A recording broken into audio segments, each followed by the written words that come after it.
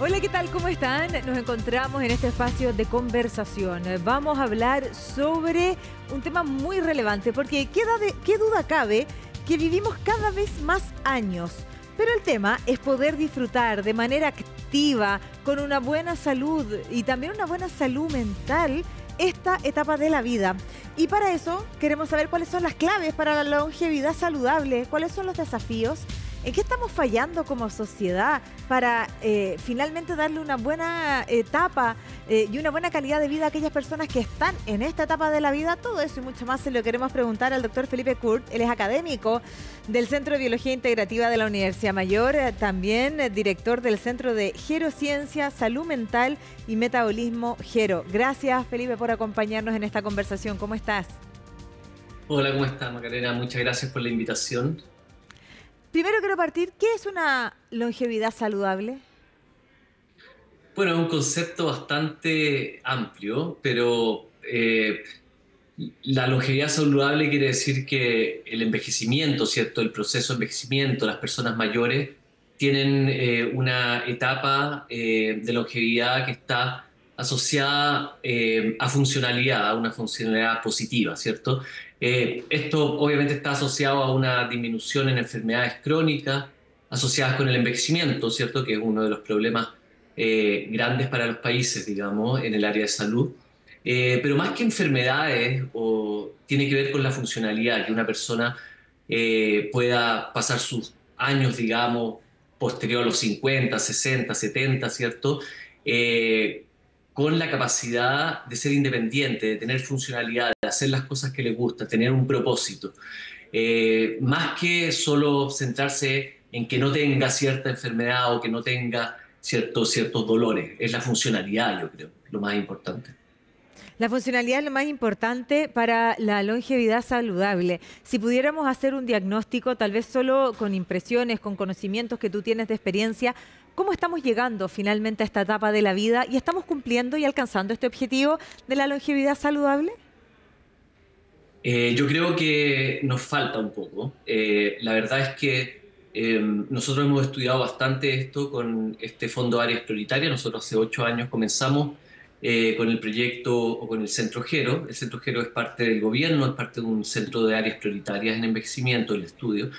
Y efectivamente lo que queríamos, una de las cosas que queremos ver es cómo envejecemos los chilenos, ¿cierto? Tenemos bastante información de otros países, principalmente del norte del mundo, pero el envejecimiento es muy distinto porque los factores que influyen son psicosociales, ¿cierto? Económicos, obviamente de salud, de relaciones interpersonales. Entonces ese es uno de los objetivos que tenemos o que hemos estado enfocados en nuestro proyecto. Y contestando a tu pregunta, yo creo que mira, en Chile es uno de los países más longevos de la región, somos tercero en toda América, incluyendo Norte, Centro y Sudamérica. Y si bien tenemos una longevidad, ¿cierto?, importante, el promedio de 83 años, los últimos años, los últimos 10 años, generalmente están asociados con una pérdida de funcionalidad. Entonces, estamos bien en longevidad, pero no estamos tan bien en este concepto de longevidad saludable. Aún nos falta mucho por avanzar y como decía anteriormente, esto no solo tiene que ver con un tema de salud, tiene que ver con muchas otras cosas que están repartidas en muchos ámbitos distintos, ¿cierto?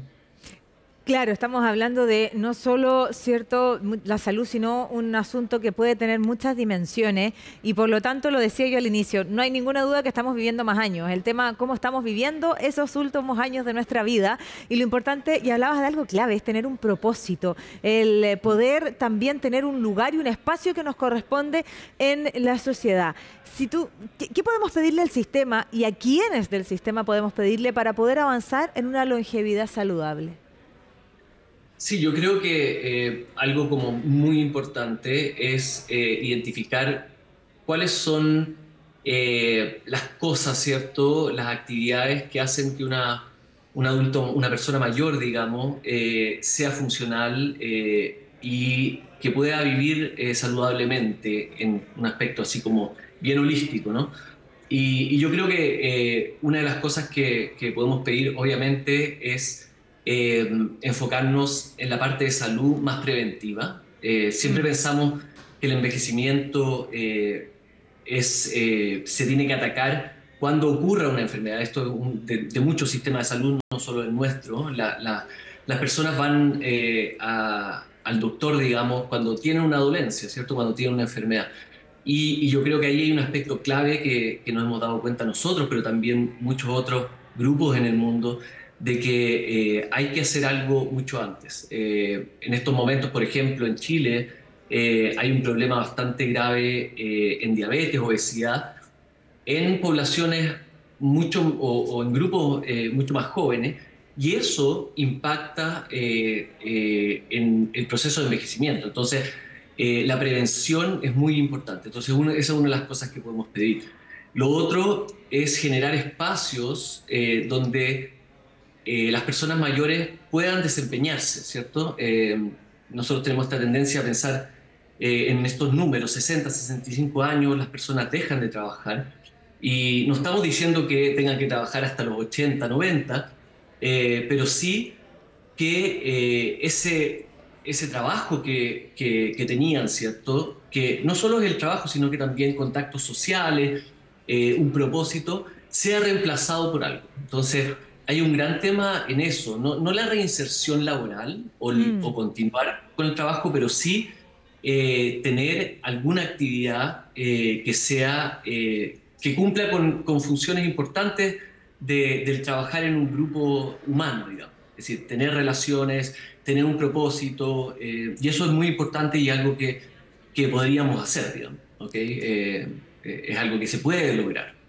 Claro, porque hacernos cargo, obviamente nunca es tarde para poder tomar las riendas de nuestra vida y poder tener una vida más saludable y eso es transversal a cualquier etapa de la vida en la cual nosotros nos encontremos. Y abrazar Mm. eso nos permite además abrazar la medicina preventiva para evitar que se desencadenen, por ejemplo, cierto tipo de enfermedades asociadas. Si podemos dar Mm. un ejemplo concreto y práctico para poder empezar esos cambios de vida. Sabemos que también hay una diferencia social importante en cuanto al acceso a la posibilidad de tener esta calidad de vida y eso es algo que se tiene que hacer también cargo el sistema. Pero si pudiéramos entregar, Felipe, estos consejos prácticos, ¿cuáles pudieran ser para iniciar ese cambio y tener una ruta saludable, en este caso, ¿cierto?, en esta etapa de la vida? Sí, mira, algo que puede sonar muy obvio, pero es muy importante. Nosotros sabemos hace mucho tiempo ya por ejemplo, para ponerte un ejemplo concreto, que la actividad física es una de las intervenciones o una de las actividades que más impactan en la longevidad saludable. Ahora, no es tan fácil, es decir, uno lo puede decir, uno puede pensar, bueno, ¿cómo se hace eso, cierto? Y no es tan fácil porque el ejercicio, por ejemplo, la actividad física es algo que no se hace de un día para otro. Entonces, estimular la actividad física como una actividad común de toda etapa de la vida, digamos, es algo importante porque así las personas llegan, ¿cierto?, a los 60, 65 años ya con algo que está dentro de su vida, es decir, que es parte de sus actividades diarias. Es complicado y quiero tomar algo que tú dijiste. El envejecimiento saludable eh, tiene, está asociado, o el envejecimiento saludable o no saludable, está asociado a muchos factores. Claro. Imagínate que los años de escolaridad tienen una relación directa con la probabilidad de desarrollar demencias y Alzheimer. Entonces estamos hablando de intervenciones que uno pensaría, o de cambios, más que intervenciones, que parten desde la escolaridad, ¿cierto? De los jóvenes, de los niños. Entonces, el tema de la longevidad saludable hay que tomarla como un tema del ciclo de la vida, ¿ya? Entonces, nosotros estamos acostumbrados a estratificar, ¿cierto? Las etapas. Entonces están los niños, están los adolescentes, después los adultos y están las personas mayores. Y yo creo que eso es un gran error porque esto es un continuo.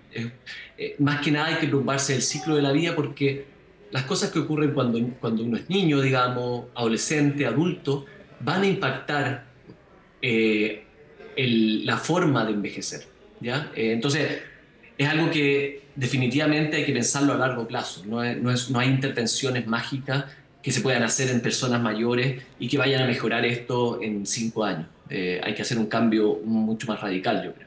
Y hay que enfatizar el discurso, hay que enfatizar el llamado en torno a lo que tú dices, Felipe. Te quiero agradecer la conversación porque somos una sociedad que en la pirámide etaria está cambiando. Sabemos, ¿cierto?, que estamos viviendo mucho más, pero también sabemos que no estamos llegando de la mejor manera a esta etapa de la vida.